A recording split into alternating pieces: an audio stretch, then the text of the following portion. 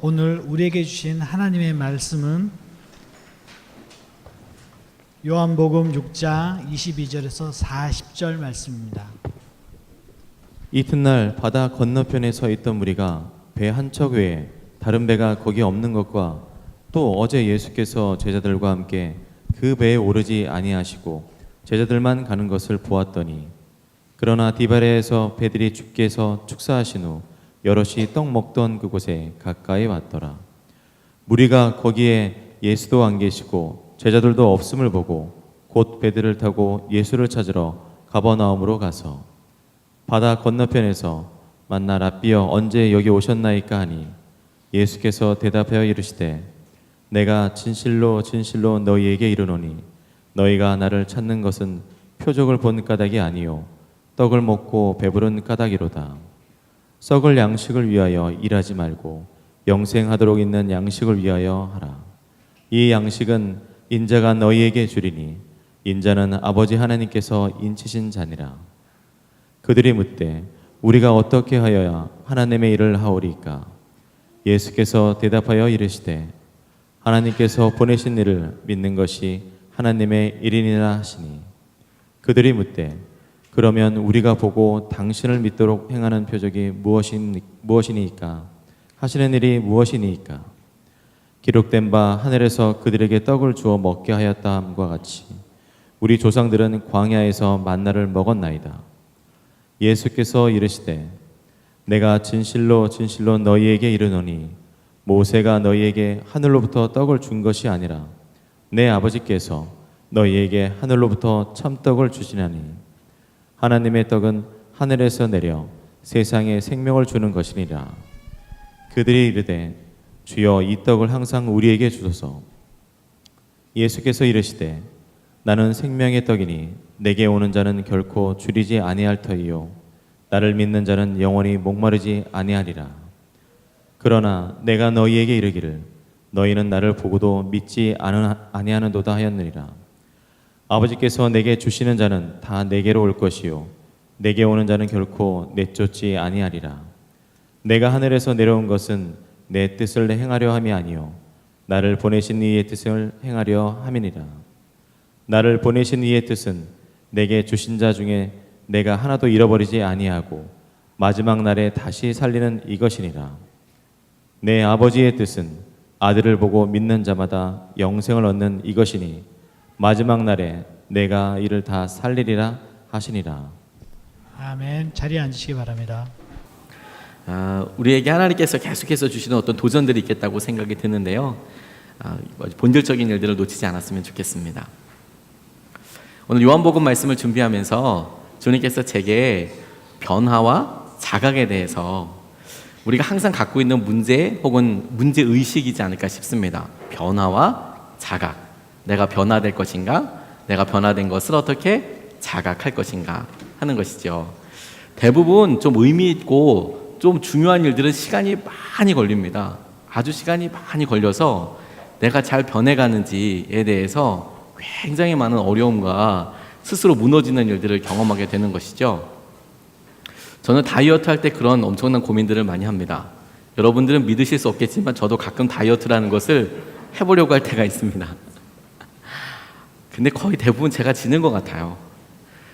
스스로 변화에 대해서 뭐 사람들이 별의별 조언을 해본다고 얘기하지만 저는 뭐 잘 안 되는 것 같아요. 운동을 안 하는 이상 뾰족한 방법은 없을 것 같습니다. 근데 아이들이 좋아하는 가수 중에서 아이유라는 가수가 있어요. 호리하게 이렇게 빼짝 마른 그런 여자 가수가 있습니다. 그 가수가 팬 사인회를 하는데 쭉 이제 팬들이 오면 사인해주고 뭐 격려의 말이나 이런 것들 간단하게 적어주거든요. 근데 한 팬이 아이유에게 이렇게 사인 보드를 내밀면서 자기가 지금 다이어트를 하고 있는데 다이어트하는 자기에게 도움이 될 만한 힘이 될 만한 그런 메시지를 좀 부탁한다고 이야기를 한 겁니다. 근데 거기다 적은 말이 기가 막힌 거예요. 뭐라고 아이유라는 가수가 적었냐면 죽을 것 같지만 죽지는 않습니다. 이렇게 쓰여 있는 거예요. 죽을 것 같지만 죽지는 않습니다. 저는 죽을 것 같은데 하는 생각이 들더라고요. 변화됐냐? 내 삶에 있어서 뭔가 어떤 목표와 가치를 이루기 위해서 내가 변화되었느냐? 그리고 나는 그것을 어떻게 깨닫느냐? 근데 대부분 여기서 많은 혼란들을 겪게 되거든요. 우리 몸에서뿐만 아니라 삶에서도 그렇습니다. 왜냐하면 우리가 생각하는 가치와 기준의 차이 때문에도 그렇기도 합니다. 쉐인 클레이본이라는 사역자가 미국에서 노숙자 관련된 사역을 많이 하는데, 근데 그분이 여러 공동체를 모여서 방문하기도 하고 그 공동체에 자기가 갖고 있었던 여러 일들을 나누기도 하고 그런 사역을 하시는데, 한 번은 이런 노숙인 사역과 관련된 이런 사역을 하는 또 다른 공동체를 방문했는데, 그 공동체의 스태프들이 다 똑같은 티셔츠를 입고 거기에 똑같은 글이 쓰여 있더라는 거예요. 근데 어떤 내용이냐면, 모든 사람이 혁명을 부르짖지만 설거지를 원하는 사람은 아무도 없다. 여기다 이렇게 쓴 거죠. 모든 사람이 혁명을 부르짖지만 설거지를 원하는 사람은 아무도 없다. 그리고 설거지하는 거죠. 그 공동체는 노숙자들 밥 먹이는 거니까. 우리의 삶에서 변화에 대해서 이야기하면서 그 기준과 하나님께서 그것을 어떻게 우리로 깨닫게 하시는지에 대해서 본문을 통하여 우리가 한 번씩 질문해보고 본문을 통해서 답을 좀 얻고 싶습니다.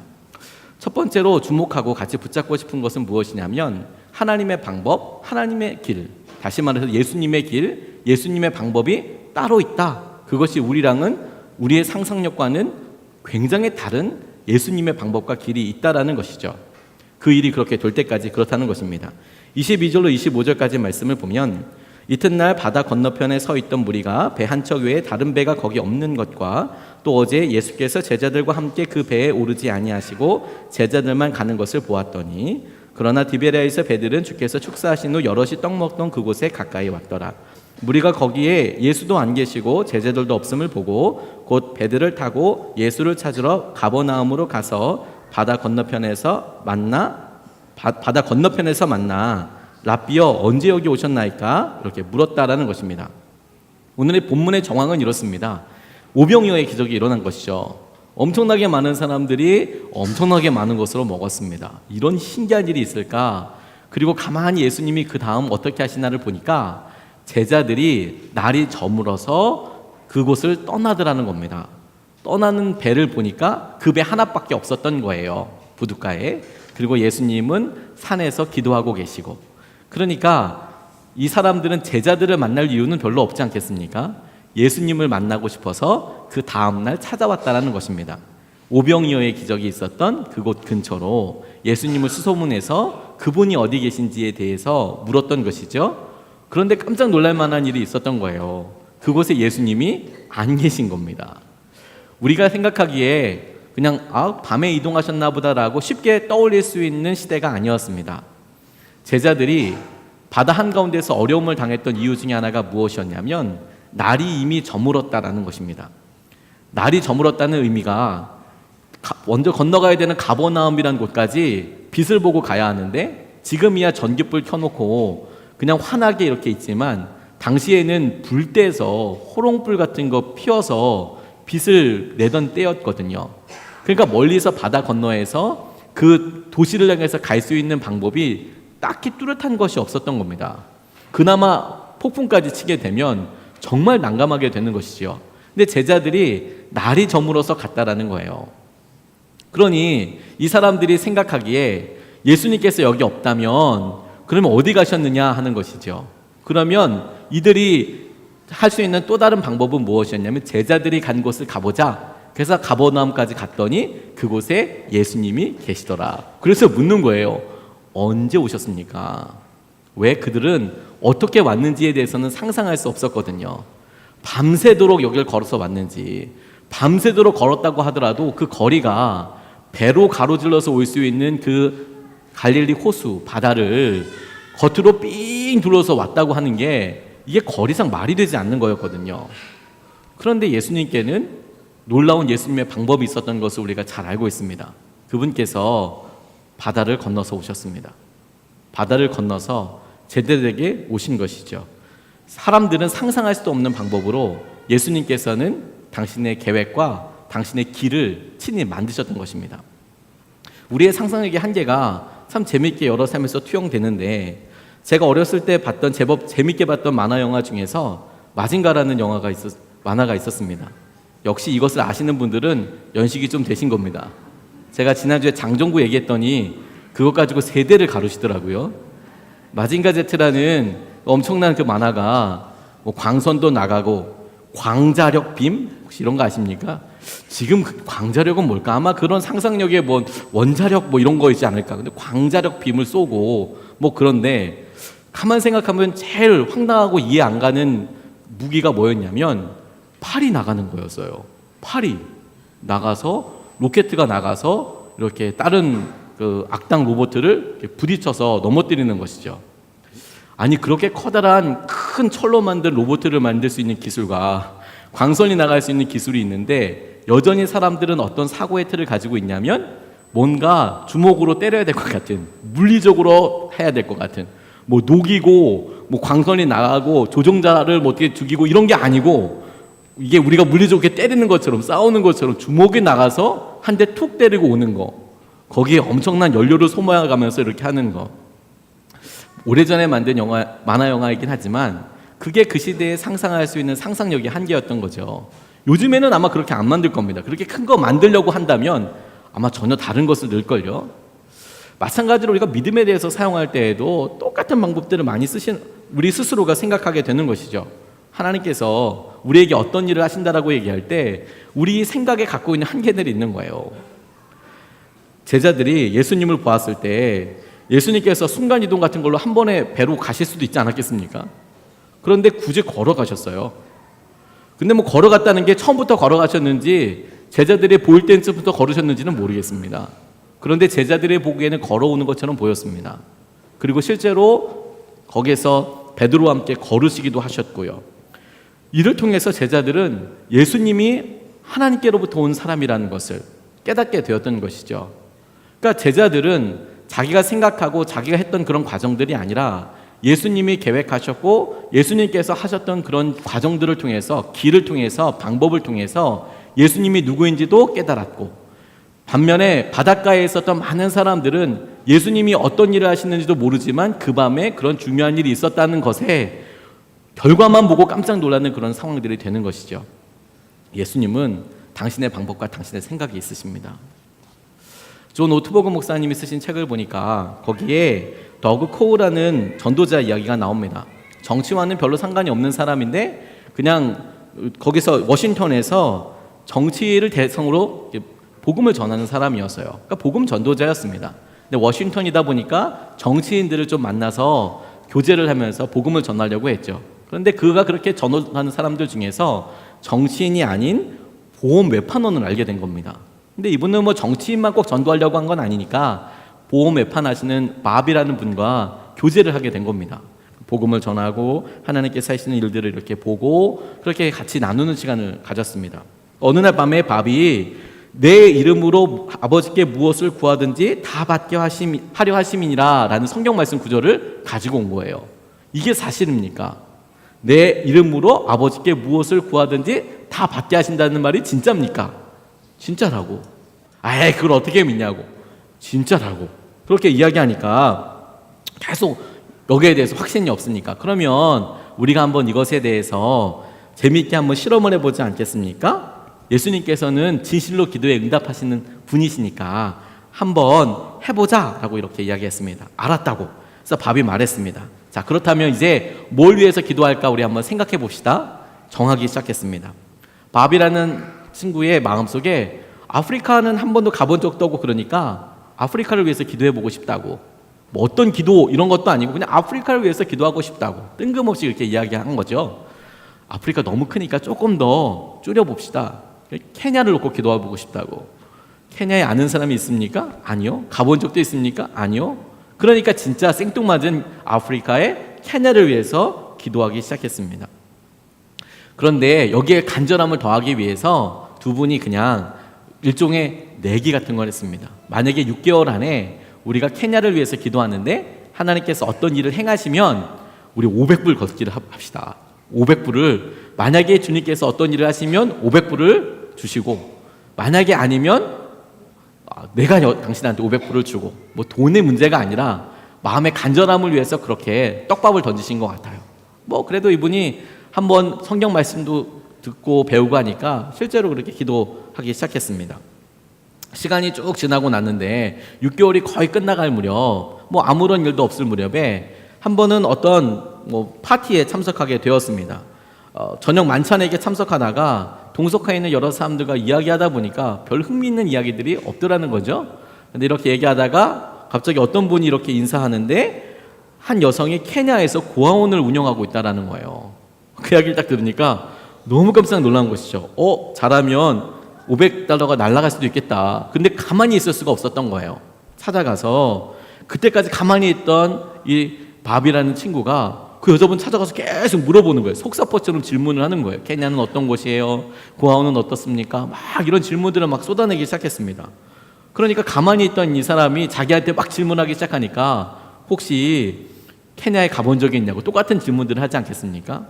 그런데 여러 이야기를 듣고 나서 당신은 우리나라에 대해서 관심이 참 많은 것 같아요. 그렇게 이야기하면서 정말 그렇다면 한번 우리나라에 와보지 않겠습니까? 우리 고아원을 한번 방문해 보지 않겠습니까? 그렇게 이야기를 했다는 거예요. 그러니까 이분이 한번 가보고 싶습니다. 그래서 초대를 해서 가게 되었습니다. 고아원에 갔더니 너무 힘든 것이죠. 빈곤한 의료시설부터 시작해서 아이들이 너무 힘들 뿐만 아니라 최빈국 중에 하나인 케냐에서 거기에 또 고아원이니까 뭐 상상할 수 있는 한계들을 다 뛰어넘는 열악함이 거기다 모여 있는 것이죠. 그래서 그가 거기에서 케냐를 보고 와서 잠깐 돌아와서 생각을 해보니까 자기가 보험을 하면서 많은 사람들을 만날 때에 그 중에 제약회사 관련된 사람들도 있고 그 미국의 제약회사에서는 많은 약들이 그 제조원 연원을 따라서 이게 만료되는 시점이 되면 대량으로 폐기하기도 하고 폐기할 때도 굉장히 많은 돈이 듭니다. 그냥 갖다가 쓰레기통에 버릴 수 있는 게 아닌 것들도 있거든요. 그러니까 그렇게 버리니까 그러지 말고 케냐에다가 뭐 이런 간단한 것들을 좀 주었으면 좋겠다. 그래서 편지들을 쓰기 시작했습니다. 이런 상황이 있으니까 케냐에서 이러이러한 곳에 보내주지 않겠습니까? 그랬더니 일부 제약회사는 그렇게 하겠다라고 반응을 해온 거예요. 그래서 그 고아원에 $100만 넘는 의료 물품을 제공받게 되었습니다. 한 11억 정도 되는 엄청난 그런 물품을 이 고아원에 플로잉이 된 거예요. 놀란 일이 일어나는 거죠. 그랬더니 그 여성이 밥에게 전화를 했습니다. 정말 놀라운 일이 일어났다고. 당신 편지 때문에 우리가 가장 큰 선물을 받게 되었다고. 한 번 더 당신을 초대해서 이번에는 우리가 초청해서 큰 파티를 열고 싶으니까 오시겠어요? 이렇게 이야기를 한 겁니다. 하겠다고. 본인이 그렇게 기도해서 이루어진 것들이 어떻게 그 다음으로 이루어지는지 알고 싶었던 거겠죠. 그래서 갔습니다. 근데 그 고아원은 케냐에서 제일 큰 고아원이었던 겁니다. 그러니까 거기서 그런 큰 잔치를 한다니까 그곳에 케냐 대통령이 온 거예요. 그리고 나이로비 관광을 시켜주겠다라고 이 밥에게 이야기한 겁니다. 대통령이랑 만나는 것도 대단하지만 대통령이 나이로비를 관광시켜준다고 하니까 진짜 놀라운 일이죠. 그렇게 하겠다고 돌아다니는데 지나가다가 웬 시커먼 건물 앞을 이렇게 지나가게 되었습니다. 이게 뭐냐고 물어보니까 감옥이라고. 어떤 사람들이 있습니까? 물어봤더니 정치범들이 주로 있다고. 그러니 밥이라는 분은 뭐 평소 때 정치나 뭐 케냐의 정치 상황에 대해서 전혀 알지 못했거든요. 다만 정치범이 있다고 하니까 정치범들이 있으면 되겠습니까? 그렇게 정치적인 색깔이 다르다고 해서 감옥에 그냥 가둬두면 되겠습니까? 뭐 이런 식으로 웃으면서 밝게 이야기한 거예요. 정치범들이 있으면 안 되죠. 뭐 이런 식으로 이야기를 하고 넘어갔더니 그냥 그러고 얘기하고 다시 미국으로 돌아왔습니다. 그런데 얼마 후에 미국의 국무성에서부터 전화가 한 통 왔습니다. 당신이 밥입니까? 예. 최근에 케냐에 가셨습니까? 네. 대통령에게 정치범에게 대해서 언급하셨습니까? 네. 뭐라고 하셨습니까? 그래서 이분이 그들을 풀어줘야 한다고 말했습니다. 그건 옳지 않다고 그냥 얘기했습니다. 그랬더니 이 사람이 설명을 해주는 거였습니다. 미국 국무성에서 관리들이 거기에 수감되어 있는 죄수들을 석방시키려고 갖은 방법으로 막 노력을 했는데 수년간 이게 다 허사였다는 거예요. 외교 채널도 해보고 뭐 수단도 써보고 막다른 길로 이렇게 되었는데 갑자기 그 죄수들이 다 석방이 돼버린 거예요. 이게 웬일인가라고 물어보니까 미국에서 밥이라는 사람이 왔는데 그 사람이 그렇게 얘기해서 다 석방이 돼버린 일이 있었다라는 거예요. 놀라운 일이죠. 몇 달 후에 케냐 대통령이 바백에 전화를 해서 정부를 개편하고 새로운 강요를 선출하려는데 그 중요한 임무를 같이 하기 위해서 사흘 동안 밥이 케냐로 와서 기도해 줄 수 있겠냐라고 이렇게 부탁을 하더라는 것이죠. 하나님께서 우리의 삶에서 시작하시는 여러 방법들은 하나님의 길과 하나님의 계획이 있는 것이죠. 방법이 있는 것이죠. 예수님께서 우리에게 우리의 삶에 있어서 변화와 자각에 대해서 이야기하실 때에도 우리가 흔히들 놓치는 것이 무엇이냐면 예수님께는 예수님의 방법이 있다는 것입니다. 근데 우리는 우리 스스로 생겨진 방법과 기준과 이동수단이 있어서 우리가 원하는 거기까지 다가가기 위해서 우리가 마땅히 치러야 될 대가에 대해서만 생각을 하시지만 예수님은 예수님의 방법이 따로 있으신 것이죠. 그것을 믿고 의지하는 것이 너무너무 중요하겠다는 생각을 하게 됐어요. 그럼 예수님의 방법이 예수님께서 갖고 계시고 하나님께서 우리에게 보여주시는 방법이 우리에게 결정적으로 차이가 나는 한 가지 분야가 뭐냐면 하나님의 일을 하는 것과 관련된 것이라고 생각이 들었습니다. 28절 29절 말씀에 보면 우리가 묻되 우리가 어떻게 하여야 하나님의 일을 하오리이까 예수께서 대답하여 이르시되 하나님께서 보내실 일을 믿는 것이 하나님의 일이니라 라고 이렇게 말씀하셨습니다. 하나님 어떻게 하나님의 일을 하겠습니까? 그랬더니 하나님께서 보내신 일을 믿는 것이 하나님의 일이다 라고 대답하였습니다.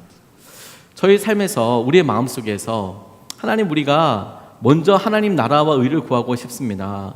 먼저 주님의 일들을 하기 위해서 내가 하나님을 위하여 쓰임받고 싶습니다라는 소망이 들 때 그런데 뭔가 하나님 뭐 어떻게 하는 것이 하나님의 일입니까? 어떻게 하는 것이 더 경건한 것입니까? 어떻게 하는 것이 우리의 삶에서 믿음의 역사를 일으키는 것입니까? 보게 되는 것입니까? 믿음으로 사용했을 때 어떻게 해야 하나님 이것에 대한 놀라운 기적과 같은 것을 경험하게 됩니까? 라는 게 큰 질문이잖아요. 근데 주님께서 이런 질문들에 대하여 대답한 것이 무엇이냐면 하나님께서 보내신 일을 믿는 것이 믿음이다 라고 이야기하셨다라는 거예요. 제가 밤에 자다가 굉장히 힘이 들게 깼던 적이 있습니다. 너무 허무한 거죠. 아마도 제 생각에는 저희 아버지께서 은퇴 준비를 하고 계실 무렵이었다고 생각이 드는데 아버지 입에서 은퇴 이야기 나오고 아버지가 목회하시던 교회에 이제 폐쇄해야겠다라는 이야기가 꽤 오래전부터 나오기 시작했었거든요. 근데 그 이야기를 같이 생각하고 고민하다 보니까 제 마음속에 그런 비슷한 고민들이 있었나 봅니다. 제 은퇴가 생각나게 된 거죠. 젊음에도 불구하고. 그냥 너무 허무한 거예요. 뭐가 허무했냐면 이렇게 설교 몇 번 하고 몇백 번, 몇천 번 하고 그러면 끝나는 거야? 그 몇백 번, 몇천 번 안에 세상은 변하는 거야? 나는 정말 변할까? 이런 밑도 끝도 없는 질문이 됐는데 갑자기 너무너무 허무한 거예요. 안 되지 않을까? 그게 의미 있는 일일까? 어떻게 해야 의미 있는 일을 할 수 있지? 어떻게 이 세상에 태어났을 때 뭔가 커다란 보이는 건물 지어놓고 이런 게 아니라 어떻게 하면 정말 하나님의 일, 하나님께서 의미 있다고 하실 만한 그 일을 내가 할 수 있을까? 라고 질문하게 되었던 적이 있었습니다. 어떻게 하면 하나님의 일을 할 수 있을까요? 우리는 믿음에 대해서 상황이라고 생각하는 경우들이 참 많습니다. 그래서 예수님께서 하나님께서 보내신 일을 믿는 것이 하나님의 일이다 라고 생각하면 우리는 그래 어떤 일을 하지 말고 하나님을 믿고 가만히 있는 거야 라고 이 본문에 대해서 생각을 하게 되더라고요. 그런데 이 본문을 자세히 보면 물음과 그 물음에 대한 답변이 다릅니다. 어떻게 다르냐? 보통 이제 우리의 기본적인 생각을 생각해 보면 우리의 대답이 당신은 예수님을 믿으십니까? 라고 물어보면 예, 저는 믿고 있습니다. 믿음에 대해서는 자기가 믿고 있다라는 상태를 이야기하지 않습니까? 난 예수님을 지금 믿고 있어요. 내 마음은 지금 예수님 앞에 다 드렸어요. 그러니까 어떤 행동이 아닌 것이죠. 그러니까 이 본문이 이런 거예요. 하나님께서 하고 계신 일이 예수님을 믿는 것이다 라는 것이죠. 다시 말해서 여러분, 예수님께 사람들은 뭐라고 물었냐면 하나님의 일을 합니까? 어떻게? 하나님의 일을 할 수 있을까요? 하다에다가 방점을 찍어서 얘기했다면 예수님은 하나님의 일은 이라고 대답하신 거예요. 하는 것에 대해서 대답하신 것이 아니라 하나님의 일은 뭐냐면 하나님께서 보내신 사람을 믿는 거야. 하나님께서 하신 일들은 당신께서 보내신 예수님을 믿게 되는 것을 통해서 드러나게 되는 거야 라는 의미죠. 어떤 행동을 물어본 것이 사람들은 물어봤지만 주님께서는 하나님께서 하시는 일이 어떻게 우리에게 드러나는지에 대해서 설명하셨다는 거예요. 6장 28절 29절 말씀을 세번역 성경으로 읽어보면 이렇습니다. 그들이 예수께 물었다. 우리가 무엇을 하여야 하나님의 일을 하는 것이 됩니까? 예수께서 그들에게 대답하셨다. 하나님께서 보내신 일을 믿는 것이 곧 하나님의 일이다. 무엇을 하느냐가 아니라 하나님의 일이 무엇이냐면 예수님 믿는 것이다 라고 대답하고 계시는 것이죠. 예수님을 믿게 된 것이 하나님께서 하신 일이다. 그러니까 여러분, 우리가 변화와 그 변화에 대한 자각에 대해서 생각할 때 하나님께서 하나님만이 하실 수 있는 일이 무엇인가 라고 바른 질문을 해보면 우리가 무엇을 해야, 어떻게 무슨 일을 하는 사람이 되었어야 우리가 변화됐다라고 생각하는 것이 하나님의 기준이 아니라는 거예요. 예수님이 말씀하셨던 대로 하나님이 보내신 사람, 예수님을 믿게 된 것이 하나님의 일이었고, 굳이 이 방법대로 사람들에게 대답한다면 예수님을 믿도록 하게 하는 일이 하나님의 일을 하는 것이 되는 것이죠. 우리가 생각하는 기준과 많이 다릅니다. 예전에 청소년 사역을 하는 어떤 친구분에 대해서 쓰신 미국 사역자 이야기를 들었습니다. 고등학생들을 데리고 수양관에 이제 수련회를 가는 거죠. 눈물과 막 이런 은혜로운 시간이 될 수 있도록 기도하면서 가는데, 요즘도 이제 방학이 되면 이런 수련회 시즌이 되지 않습니까? 똑같이 그렇게 미국에서도 그렇게 간 겁니다. 그런데 수양관으로 이렇게 가는데 비가 엄청 오더라는 거죠. 그럴 수 있지 않겠습니까? 근데 승합차인데 봉고차 비슷한 건데 타이어가 펑크가 난 거예요. 이건 최악의 상황이죠. 왜냐하면 이 청소년 애들이 있는데 누가 뭐 도와주겠어요? 그러니까 이분이 전도사님 운전하다 말고 나와서 비가 엄청 오는데 이거 타이어 가는 겁니다. 잡기 들고 막 이렇게 가는데 이건 뭐 도구가 제대로 있는 것도 아니고, 거기다가 타이어가 스페어 타이어가 있는데 그것도 별로 뭐 좋은 게 아니었던 거예요. 그러니까 막 땀 삐질삐질 나고, 여러분 비 오는데 몸이 꿉꿉해지시면 불쾌주스에 정말 최고조를 경험할 수 있습니다. 최상급을 경험할 수 있어요. 막 몸은 찍찍 붓고 이건 안 되고 힘은 드는데 비는 오고 도와주는 사람은 없고 잡히는 것도 없고 너무 힘든데 짜증이 막 나니까 이 전도사님이 막 허공에다가 욕을 하기 시작한 거예요. 막 타이어를 막 차면서 예스 하고 막 그냥 괴성을, 그냥 하이드 씨가 된 거죠. 하이드 막 이러면서 그다가 결국에는 타이어를 갈아 낀 거예요. 그리고 앞에서 운전하기 시작하는데 연기가 모락모락 나는 겁니다. 아, 우리 전도사님 건들면 죽겠구나, 이런 생각이 같이 있는 아이들한테도 들은 거죠. 말도 한마디 안 걸고 그렇게 수련의 장소까지 가게 된 거예요. 근데 뒤에서 아이들을 막 킥킥대고 막 웃는 거죠. 전도사님이 한 거 다 봤으니까. 바깥에서 애들은 그 비 오는데 나오지도 않고 바깥에서 전도사님만 보고 있었나 봐요. 근데 그렇게 광란처럼 막 이렇게 막 울부짖는, 포효하는 늑대 인간으로 변하는 걸 봤거든요. 근데 어쨌든 수련을 잘 데리고 갔습니다. 풀어놓고 하는데 은혜가 있었어요.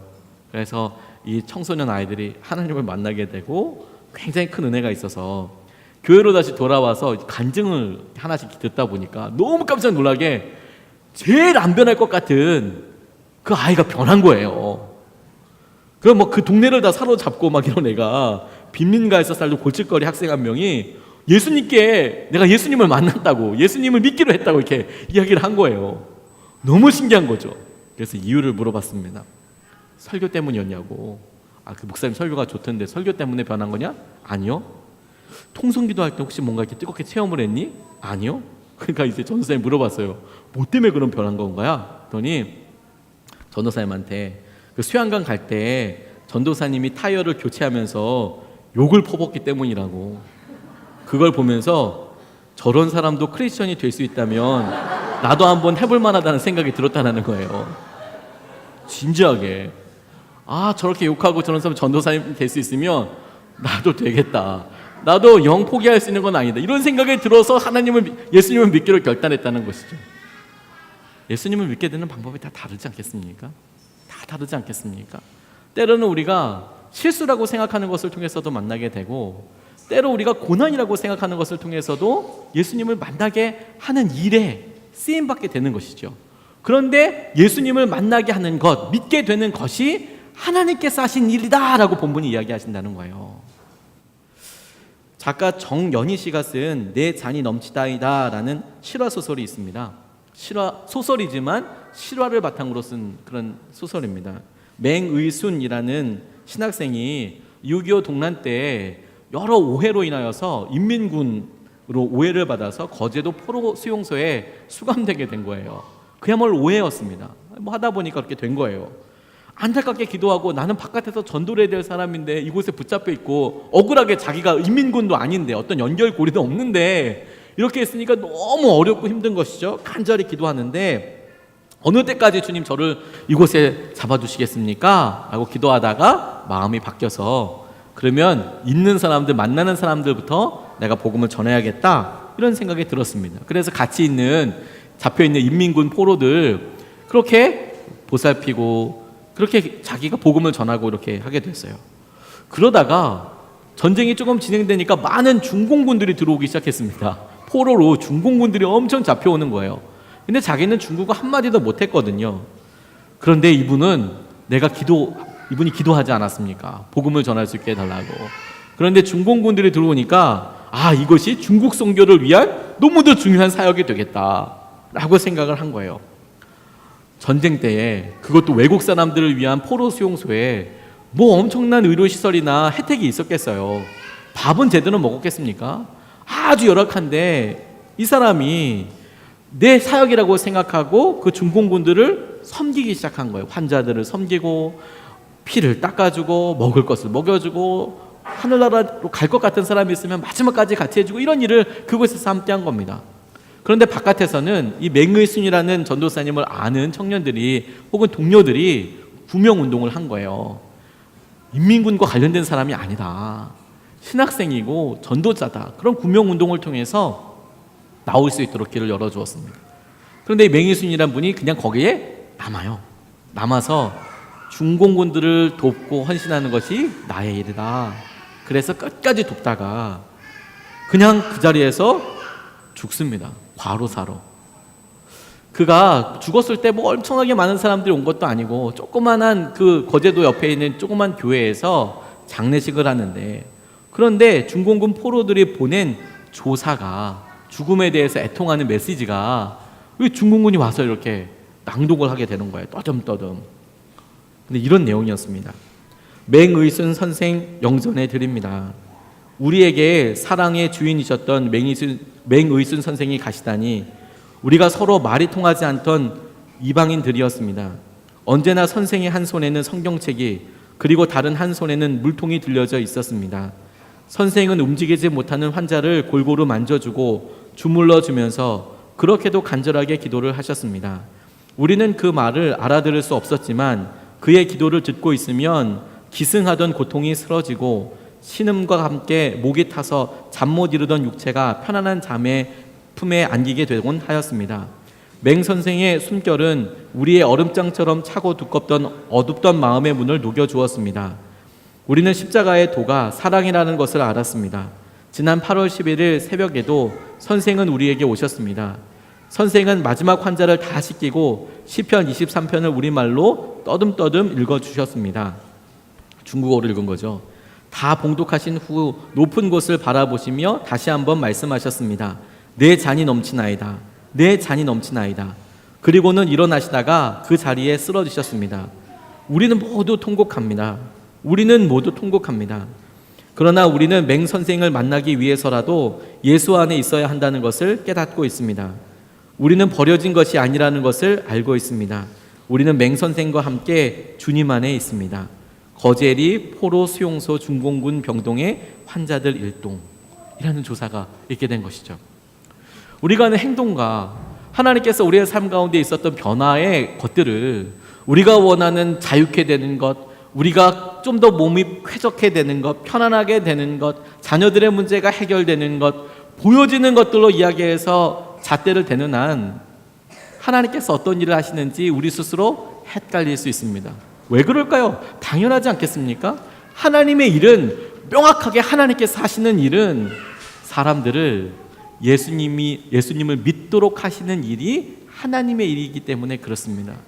우리를 성공하게 하거나 우리를 치유하게 하거나 우리가 뭔가 또 다른 삶으로 변화되는 데 있어서 세상에 무언가를 더 소유하는 것이 하나님의 일이 아니고 예수님을 더 믿게 되는 것. 저는 이 말씀이 우리에게도 똑같이 도전이 된다고 생각하게 되었습니다. 주님, 우리의 삶에서 주님께서 하시는 일이 무엇입니까? 라고, 주님 이렇게 오랫동안 기도하는데 왜 기도 제목들이 응답되지 않습니까?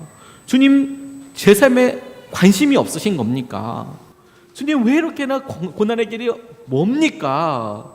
라고 우리는 우리의 기도에 대한 응답, 예스와 노로 하나님께서 하신 일을 판단하지만, 그런데 하나님께서 하신 일이 우리에게 분명하게 있다라고 우리가 확신할 수 있는 것이 무엇이냐면, 우리가 이런 상황과 역경들에도 불구하고 예수님을 더 의지하게 되었다면 그것이야말로 하나님께서 하신 일이죠. 전혀 하나님을 모르던 사람들, 예수님을 모르던 사람들이 예수님을 믿게 되는 것이 하나님의 일이라면, 우리의 삶에 예전과 달리 주님, 여전히 우리의 재정은 어렵고 여전히 우리의 몸은 고통스럽고 자녀 때문에 힘들고 어렵지만, 그럼에도 불구하고 우리가 예수님을 더 의지하게 되었다면 그것이야말로 하나님의 일이구나, 우리가 믿음으로 붙잡을 수 있는 것이죠. 저는 우리가 예수님의 사람들 교회를 개척하면서 우리 앞에 아름답게 건물이 지어져 가고 없었던 땅이 생기고 건물이 세워져 가는 것도 하나님께서 우리에게 주시는 소중한 응답이기도 하지만, 우리가 잊지 말아야 할 것이 있습니다. 건물은 그렇게 중요한 것이 아닙니다. 근데 우리가 이렇게 주님의 교회를 세워가면서 예수님을 조금 더 의지하게 되었다면, 예수님을 조금 더 생각하게 되었다면, 예수님 때문에 우리가 한 번이라도 더 기도하게 되었다면 그것이 하나님의 일이고 하나님께서 보시기에 그것이 나로 말미암아 시작된 일이라고 확정해 주신다는 거예요. 똑같이 여러분, 우리가 여전히 기도하고 있는 일에 우리가 자녀들 때문에 더 아파지고 더 신음하고 문제가 있어서 우리는 주님 왜 응답을 안 하세요? 라고 이야기하지만, 하나님은 거꾸로 네가 그 일을 통하여서 예수님을 더 의지하게 되었다면 그게 하나님의 일이라고 말씀하고 계시는 것이죠. 그러니 여러분, 우리가 고난의 경중, 고난이 어떻게 해결되고 안 해고의 문제가 아니라 우리가 예수님을 더 의지하게 되었나, 그게 하나님의 일인 것이죠. 그러니까 우리가 하나님의 일을 통하여서, 하나님께서 하신, 하나님만이 하실 수 있는 일을 통하여서 우리가 안정과 쉼을 누릴 수 있는 것이죠. 그런데 여러분, 이것이 오늘 말씀에 우리에게 다시 한번 도전이 되는 것이 있습니다. 이렇게 예수님께서 말씀하셨습니다. 32절로 35절 말씀에 예수께서 이르시되 내가 진실로 진실로 너희에게 이르노니 모세가 너희에게 하나님께로 떡을 준 것이 아니라 내 아버지께서 너희에게 하늘로부터 참떡을 주시나니 하나님의 떡은 하늘에서 내려 세상에 생명을 주는 것이니라. 그들이 이르되 주여 이 떡을 항상 우리에게 주소서. 예수께서 이르시되 나는 생명의 떡이니 내게 오는 자는 결코 줄이지 아니할 것이요 나를 믿는 자는 영원히 목마르지 아니하리라 라고 말씀하고 계십니다. 예수님이 당신 스스로를 생명의 떡이라고 이야기하셨습니다. 이것은 예수님께서 마지막 날 밤에 잡히시기 전날 밤에 떡을 떼시면서 제자들에게 하셨던 말씀과 똑같은 것입니다.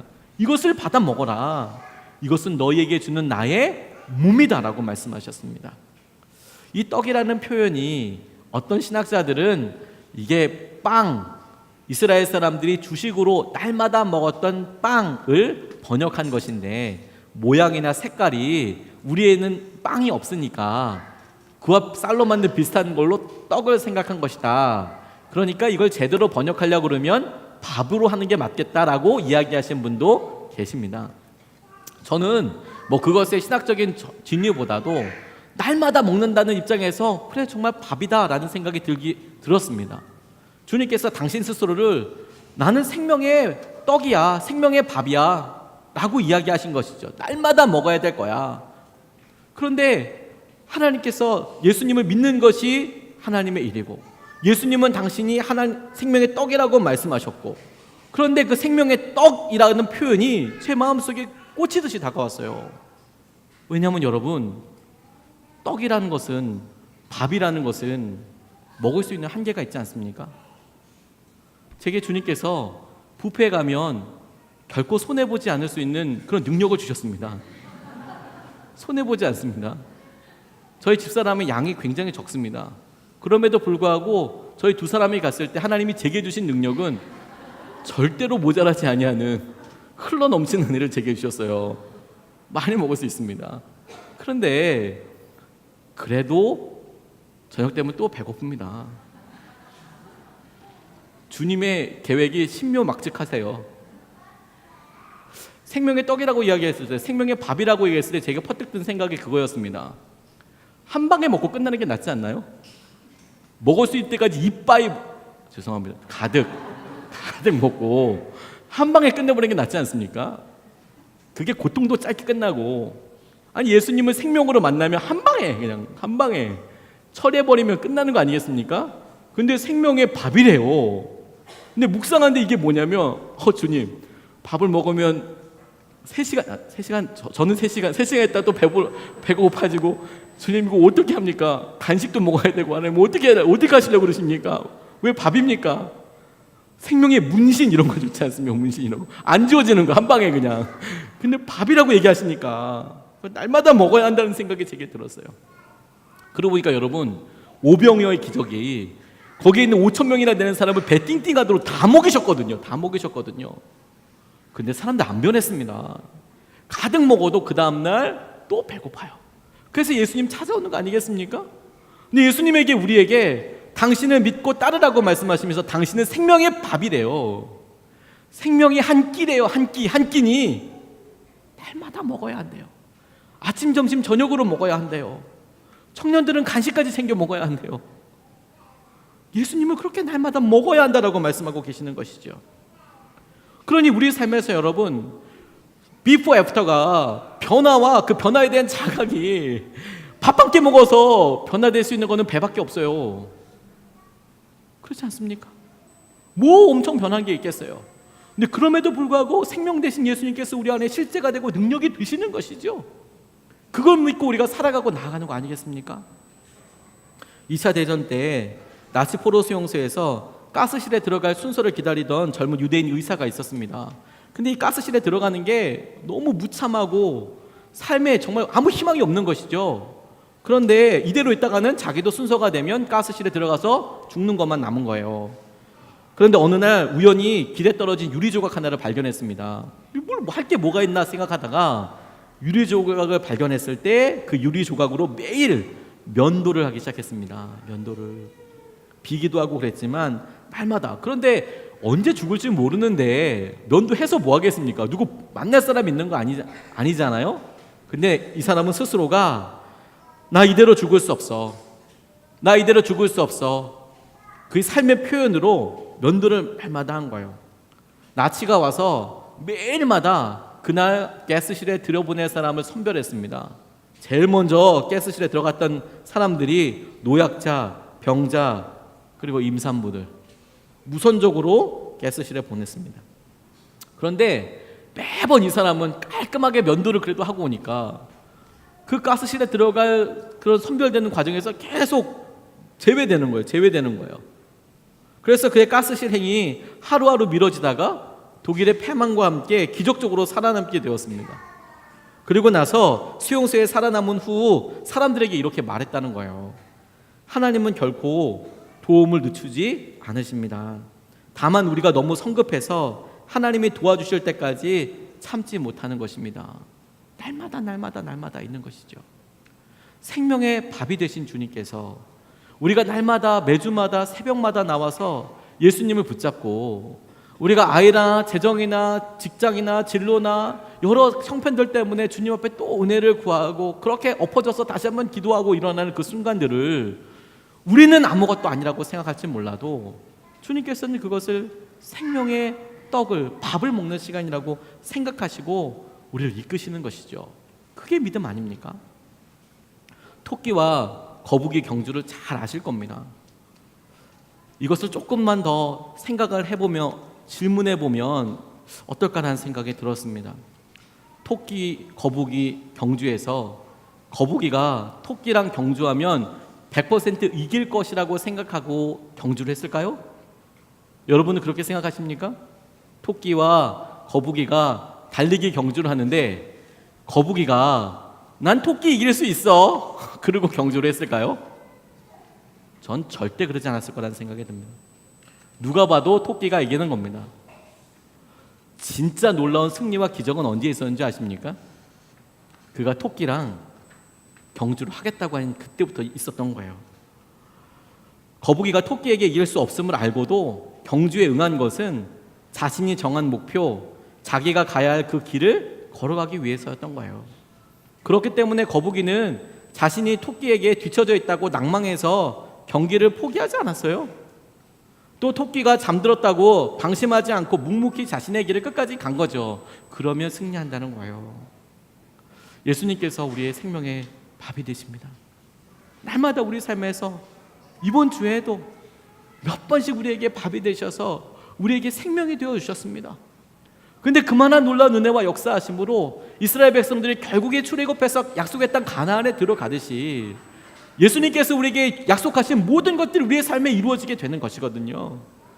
그때까지 주님께서 우리를 놀랍게 인도하시고 붙잡아 주시는 것이죠. 예수님을 더 믿게 되었다면, 여러분 예수님을 더 의지하게 되었다면 그것은 하나님께서 하신 일이 맞습니다.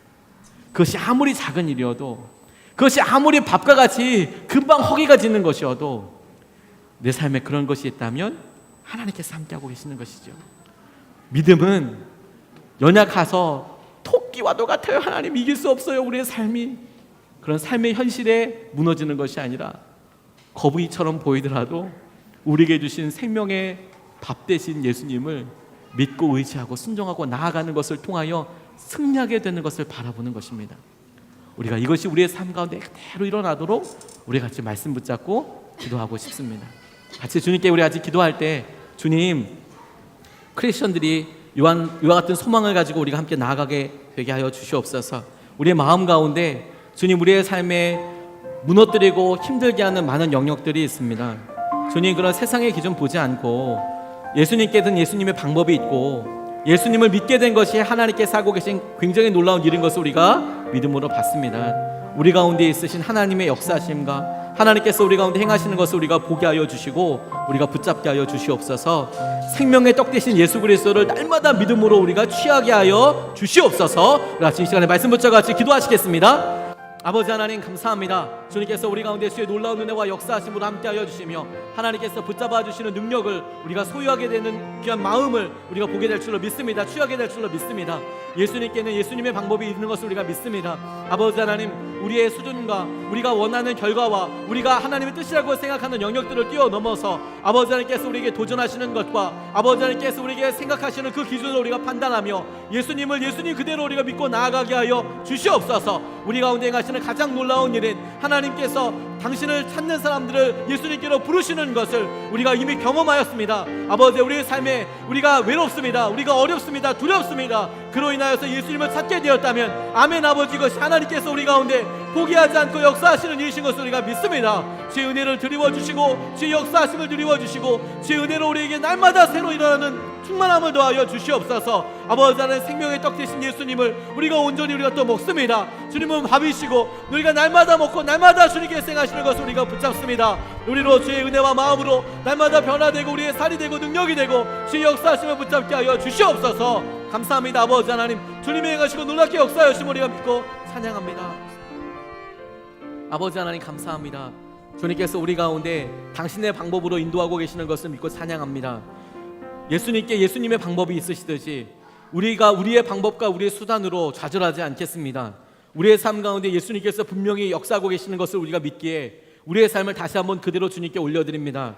주님, 우리의 삶 가운데 우리의 기준이 아니라 하나님께서 말씀하신 하나님의 일이 예수님을 더 의지하게 되었다면 형편과 상황과 상관없이 예수님께서 하신 일, 하나님께서 하신 일을 믿고 우리와 동행하시는 그 하나님을 의지하겠습니다.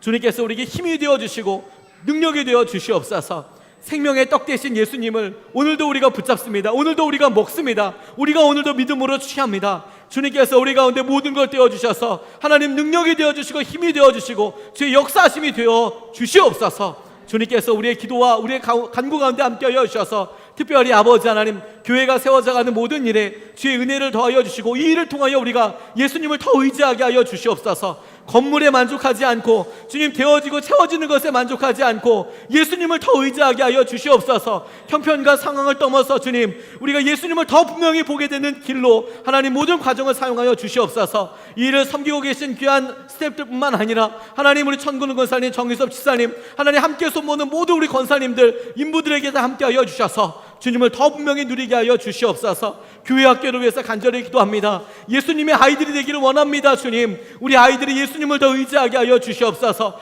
교사로 서는 분들이 주님 없는 형편들을 통하여서 예수님을 더 온전히 붙잡게 하여 주시옵소서. 그래서 하나님의 일이라고 할 만한 일들로 우리가 열매를 올려드리게 하여 주시옵소서. 아버지 우리의 삶에 아픈 것으로 인하여서 기도하는 여러 가정들이 있습니다. 자녀들이 오래된 장애로 인하여서 힘들어하고 안타까워하는 마음들을 주님 기억하여 주시옵소서. 그러나 주님 돌이켜보니 이 아이의 연약함을 통하여서 우리가 예수님을 더 의지하게 되었나이다. 이것이 하나님의 이름을 우리가 압니다.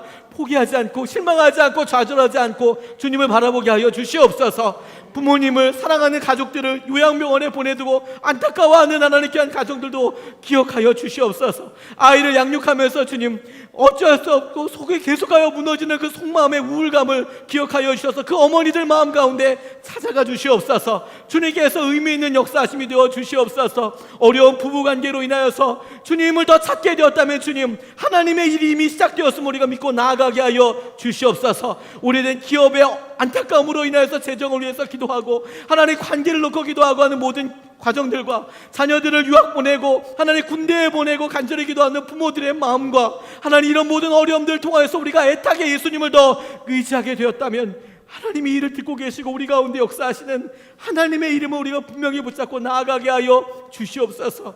우리의 없음이, 우리의 부족함이, 우리의 불편함이 주님 우리의 눈물이 주님께서 행하시는 일이라면 주님 이 일로 주의 열매를 받아주시고 주님으로만 세명될 수 있는 은혜가 드러나게 하여 주시옵소서.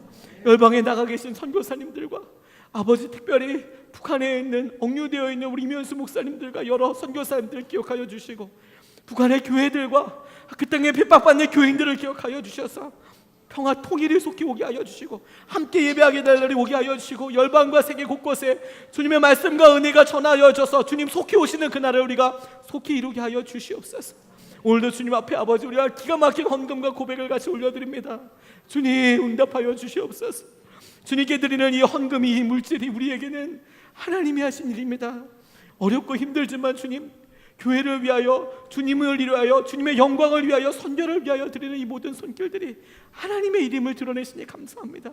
주님께서 주시는 위로와 능력과 주님이 이 일을 통하여 하나님의 나라가 확장되는 그 일을 우리가 함께 보게 하여 주시고 증인되게 하여 주시옵소서. 오늘도 주님께서 우리 가운데 역사하시고 붙잡아 주심을 믿고 찬양합니다. 예수님의 이름으로 기도합니다.